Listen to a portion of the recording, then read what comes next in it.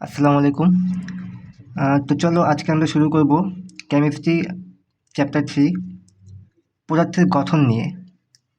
তো পদার্থের গঠন বোঝার আগে আমাদেরকে বুঝতে হবে পরমাণু কী। তো পরমাণু হচ্ছে পদার্থের ক্ষুদ্রতম কণিকা যার মধ্যে মৌলের গুণাগুণ থাকে, তাকে পরমাণু বলা হয়। তাহলে পরমাণুর মধ্যে কি অনেক ধরনের কণিকা থাকে। আর মূলত 3 ধরনের কণিকা থাকে: স্থায়ী কণিকা, অস্থায়ী কণিকা এবং হচ্ছে কম্পোজিট কণিকা। স্থায়ী কণিকা কোনগুলো, বা স্থায়ী কণিকা বলতে আমরা কী বুঝি? স্থায়ী কণিকা হচ্ছে যে সকল কণিকা সকল পরমাণুর মধ্যে কি বিদ্যমান থাকবে, মানে স্থায়ীভাবে বিদ্যমান থাকবে, তাকে আমরা স্থায়ী কণিকা বলি। যেমন ইলেকট্রন, প্রোটন এবং হচ্ছে নিউট্রন, এগুলো হচ্ছে পরমাণুর মধ্যে কি স্থায়ীভাবে বিরাজ করে। আর অস্থায়ী কণিকা কি, যেগুলো খুবই সামান্য পরিমাণে থাকে, তাদেরকে আমরা অস্থায়ী কণিকা বলি। যেমন meson, positron, positrino, neutrino, meson, graviton, boson, pion, muon, এগুলো হচ্ছে অস্থায়ী কণিকা। এগুলো খুবই অল্প পরিমাণে থাকে, আবার নাও থাকতে পারে। আর কম্পোজিট কণিকা কি? কম্পোজিট কণিকা মূলত 2 ধরনের: আলফা কণা এবং ডিউটেরিয়াম কণা। তো তোমাদের পরীক্ষায় এমসিকিউ আসতে পারে নিচের কোনটি কম্পোজিট কণিকা। তো অপশন থাকতে পারে আলফা কণা অথবা ডিউটেরিয়াম কণা। তো এবার আসো প্রতীক। কোনো মৌলের ইংরেজি বা ল্যাটিন নামের সংক্ষিপ্ত রূপকে প্রতীক বলে। যেমন হাইড্রোজেন, কার্বন, নাইট্রোজেন, অক্সিজেন, এগুলো হচ্ছে ইংরেজি নাম।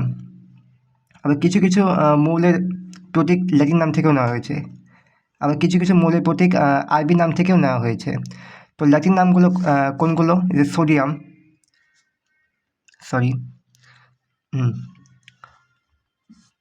সোডিয়াম।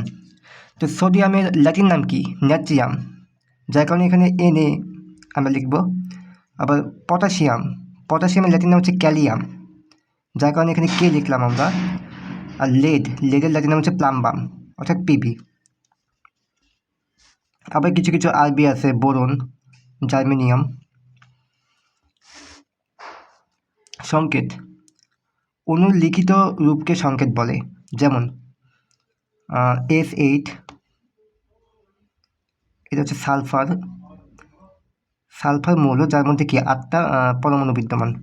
H2O বা পানি, CO2 কার্বন ডাইঅক্সাইড ইত্যাদি। যোজনী, যোজনী হচ্ছে কোনো মৌলের পরমাণু গঠন করার ক্ষমতা বা সক্ষমতা, এটাকে যোজনী বলা হয়। কোনো মৌলের সর্বশেষ কক্ষপথে ইলেকট্রনকে যোজনী হিসেবে ধরা হয়। যেমন সোডিয়ামের শেষ কক্ষপথে কয়টা ইলেকট্রন আছে? 1টি। ক্লোরিনের কয়টি? 7টি। তো সে নিষ্ক্রিয় গ্যাস হওয়ার জন্য, এই ক্লোরিন পরমাণু নিষ্ক্রিয় গ্যাস হওয়ার জন্য কী করবে? 1টি ইলেকট্রন গ্রহণ করবে। তো এই 1টি ইলেকট্রন এই একই হচ্ছে তার হচ্ছে যোজনী, ক্লোরিনের যোজনী। আর সোডিয়াম কী করবে? সোডিয়াম ধাতু। তো ধাতু কী করবে? 1টি ইলেকট্রন ত্যাগ করে নিষ্ক্রিয় গ্যাসের সমতুল্য হবে। তো এই একটাই হচ্ছে তার যোজনী। তো আমরা কীভাবে বুঝবো যে কোন মৌলগুলো ইলেকট্রন ত্যাগ করবে, কোনগুলো গ্রহণ করবে? এটা বোঝার সবথেকে ভালো উপায় হচ্ছে আমাদেরকে চিনতে হবে কোনগুলো ধাতু, কোনগুলো অধাতু। তো ধাতু আমরা চিনব কীভাবে?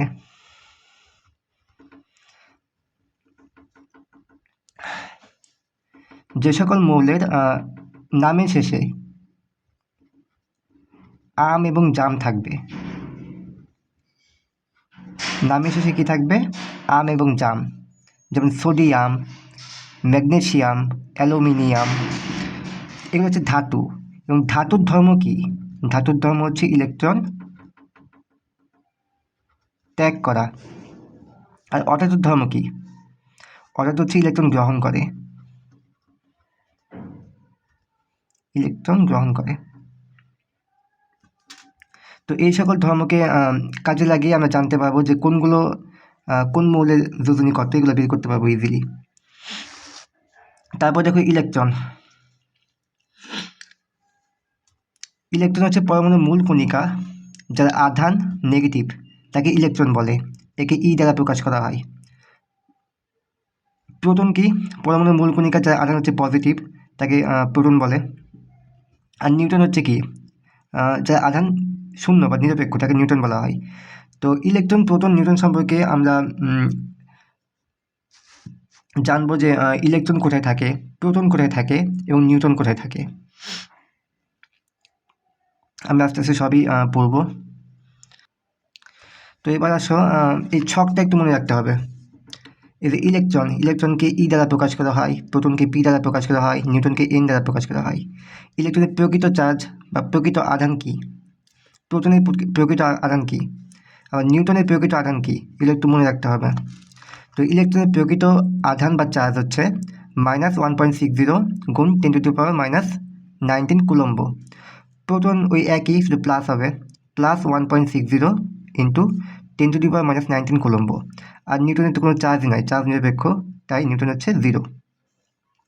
এখন দেখো, এই যে প্রকৃত আধান আমরা পেলাম ইলেকট্রন, প্রোটন এবং নিউটনের ক্ষেত্রে, এগুলো বিভিন্ন সময় বিজ্ঞানীদের গবেষণার মাধ্যমে, গাণিতিক প্রমাণের মাধ্যমে এগুলো বের করছে। কিন্তু এগুলোর মানে বাস্তবে এগুলোর মান কেমন? কারণ এগুলোর তো কোনো ভিত্তি নাই, -10⁻⁻19 কুলম্ব, এই -10⁻⁹ এটা কি বাস্তব মান? এগুলো তো আসলে বাস্তব মান না। তো বাস্তবে আমরা কি দেখি? বাস্তবে আমরা ইলেকট্রনের আপেক্ষিক আধান দেখি -1। আপেক্ষিক বলতে যেটা বাস্তবে যেগুলো আমরা দেখি, এটা প্রকৃত আধান হচ্ছে এই যে এইটা, কিন্তু বাস্তবে আমরা দেখি হচ্ছে -1। আর প্রোটনের কি? প্রকৃত আধান হচ্ছে এইটা, কিন্তু বাস্তবে আমরা দেখি +1, আর নিউটন 0। এই একইভাবে ইলেকট্রনের প্রকৃত ভর হচ্ছে 9.11 ইন্টু 10⁻⁻28 গ্রাম। প্রোটন হচ্ছে 1.67 গুণ 10⁻⁻24 গ্রাম। নিউটন হচ্ছে 1.67 গুণ 10⁻⁻24 গ্রাম। তো এগুলোর আপেক্ষিক ভর কি? ইলেকট্রন হচ্ছে 0, প্রোটন হচ্ছে 1, নিউটন হচ্ছে 1। এবার চলো পারমাণবিক সংখ্যা। তো পারমাণবিক সংখ্যার আবিষ্কারক কে? পারমাণবিক সংখ্যার আবিষ্কারক হচ্ছে বিজ্ঞানী মোসলে। এই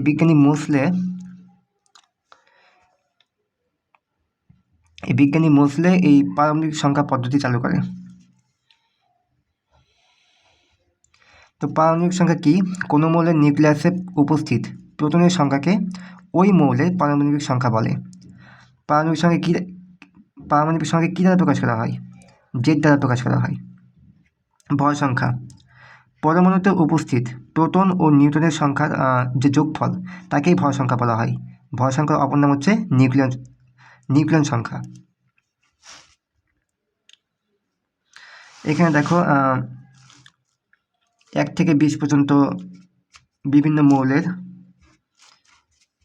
ভর দেওয়া আছে। তো পারমাণবিক ভর বের করার একটা টেকনিক আছে। টেকনিকটা হচ্ছে পারমাণবিক সংখ্যা, অবশ্যই 1 থেকে 20 পর্যন্ত পারমাণবিক সংখ্যা মুখস্থ রাখতে হবে। Hydrogen, helium, lithium, beryllium, boron, এভাবে মুখস্থ রাখতে হবে। তো পারমাণবিক সংখ্যা যদি জোড় হয় তাহলে কি হবে? জোড় হলে তার সাথে কি করতে হবে? 2 গুণ করতে হবে। এই যে জেড হচ্ছে পারমাণবিক সংখ্যা, তার সাথে 2 গুণ করলে আমরা কি পাবো? পারমাণবিক ভর পাবো। আর পারমাণবিক সংখ্যা যদি বিজোড় হয় তাহলে তার সাথে 2 গুণ করে 1 যোগ করতে হবে। তো চলো আমরা যেগুলো পারমাণবিক সংখ্যা বিজোড় সেগুলোর ক্ষেত্রে ভর কেমন হবে এগুলো একটু আমরা দেখি। যেমন হাইড্রোজেন একটু ব্যতিক্রম। হাইড্রোজেনের পারমাণবিক ভর হচ্ছে 1। এই দেখো লিথিয়াম, যার পারমাণবিক সংখ্যা কত? 3। তাহলে 3 দুগুণে 6 আর 1 যোগ করতে হবে, তাহলে 7। এই যে বোরন, 5 দুগুণে 10 আর 1 11। নাইট্রোজেন একটু ব্যতিক্রম, এটা একটু মুখস্থ রাখতে হবে। 7, 2 গুণ করে 1 যোগ হওয়ার কথা, কিন্তু এখানে 7 দুগুণে 14ই হবে। আবার দেখো এই যে এখানে 11 সোডিয়াম, 11 নম্বর মৌল হচ্ছে সোডিয়াম। 11 গুণ 22 আর 1 হচ্ছে 23। এই যে 13 গুণ 26 আর 1 27। 15 ফসফরাস, 15 গুণ 30 আর 1 31। 17 একটু ব্যতিক্রম ক্লোরিন, 35.5 মুখস্থ রাখবা। 18 হচ্ছে এটা একটু ব্যতিক্রম, এটা একটু মুখস্থ রাখতে হবে। তারপরে যে পটাশিয়াম, 19 নম্বর মৌল। তো 19 দুগুণ হচ্ছে 38 আর এক হচ্ছে 39। এখন আমরা জলীয় ক্ষেত্রে দেখি, জলীয় ক্ষেত্রে কেমন হবে। এই যে হিলিয়াম 2 নম্বর মৌল, তাই 2 গুণ 2, 2 গুণ 4। বেরিলিয়াম 4 নম্বর মৌল, এটা একটু ব্যতিক্রম, তোমরা একটু মনে রাখবা। বেরিলিয়ামের পারমাণবিক ভর হচ্ছে 9। কার্বন হচ্ছে 6, 6 দুগুণ 12। অক্সিজেন হচ্ছে 8, 8 দুগুণ 16। নিউন হচ্ছে 10, 10 দুগুণ 20। ম্যাগনেসিয়াম হচ্ছে 12, 12 দুগুণ 24। তবে সিলিকন হচ্ছে 14, 14 দুগুণ 28। তো এভাবে তুমি একটু মনে রাখবা। তারপরে আসলে আমরা ভর সংখ্যা কীভাবে বের করতে পারি। প্রশ্নে যদি প্রোটন সংখ্যা এবং নিউট্রন সংখ্যা যদি দেওয়া থাকে, তাহলে আমরা ভর সংখ্যা কীভাবে বের করতে পারি। ভর সংখ্যা এ সমান সূত্র হচ্ছে P+N, মানে প্রোটন আর নিউট্রন সংখ্যা যোগ করলে আমরা ভর সংখ্যা পাবো। এখন যদি বলি নিউট্রন সংখ্যা কথা, তাহলে কী হবে। ধরো এখানে ভর সংখ্যা দেওয়া আছে 32, প্রোটন সংখ্যা দেওয়া আছে 16, বলছে এস এর নিউট্রন সংখ্যা বের করো। তখন তুমি কি করবা, নিউট্রন সংখ্যা বের করার জন্য কী করতে হবে, ভর সংখ্যা থেকে প্রোটন সংখ্যা মাইনাস করতে হবে, তাহলে তুমি কাঙ্ক্ষিত অ্যান্সার পেয়ে যাবা।